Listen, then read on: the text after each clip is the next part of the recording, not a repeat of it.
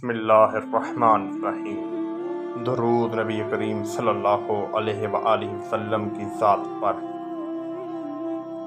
حضرت ابوبکر صدیق رضی اللہ تعالی عنہ کی سرکار مدینہ حضور صلی اللہ علیہ وآلہ وسلم سے محبت۔ اگر حضور نبی کریم صلی اللہ علیہ وآلہ وسلم سے خلفائے راشدین کی محبت کے واقعات کو جمع کیا جائے تو ساری دنیا کے درخت قلم بن جائیں، پوری دنیا کا پانی سیاہی بن جائے تو حضور صلی اللہ علیہ وآلہ وسلم کی محبت کا ایک باب بھی نہیں لکھ سکتے۔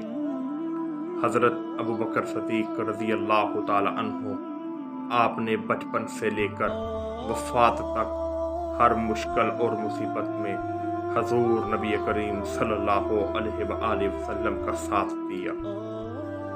مکہ معظمہ سے ہجرت کے وقت آپ نے سرکار تو عالم صلی اللہ علیہ وآلہ وسلم کو کندھے پر اٹھایا اور ایریوں کے بل چلے تاکہ دشمن کو پاؤں کے نشانات نہ مل سکیں۔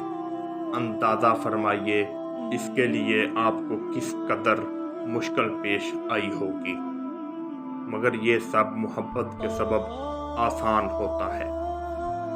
آپ نے خندق پیشانی سے خدمت کو قبول کیا۔ غار ثور میں حضور نبی کریم صلی اللہ علیہ وآلہ وسلم کے داخل ہونے سے قبل آپ نے تمام سوراخوں کو اپنے کپڑے پھاڑ کر بند کیا۔ ایک سوراخ باقی رہ گیا تو آپ نے اپنا پاؤں اس کے اوپر رکھ دیا۔ سرکار مدینہ حضور صلی اللہ علیہ وآلہ وسلم نے آپ کی گود میں آرام کیا اور آپ کو نیند آ گئی۔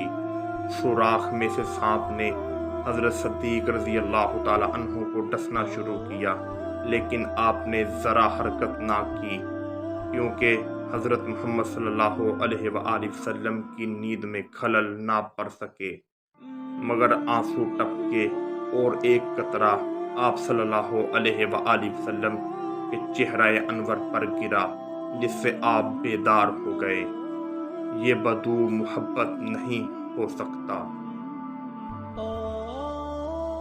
حضرت صدیق رضی اللہ تعالی عنہ نے اپنی پیاری اور نو عمر صاحبزادی حضرت عائشہ کا نکاح حضور نبی کریم صلی اللہ علیہ وآلہ وسلم سے کیا۔ یہ بھی محبت کی مثال ہے۔ سیدنا حضرت صدیق رضی اللہ تعالی عنہ سے پوچھا گیا، آپ کو کون سی چیز پسند ہے؟ تو آپ نے جواب میں فرمایا، سرکار مدینہ کا چہرہ انور ہو اور میری آنکھیں ہوں، ہمیشہ آپ کا دیدار کرتا رہوں۔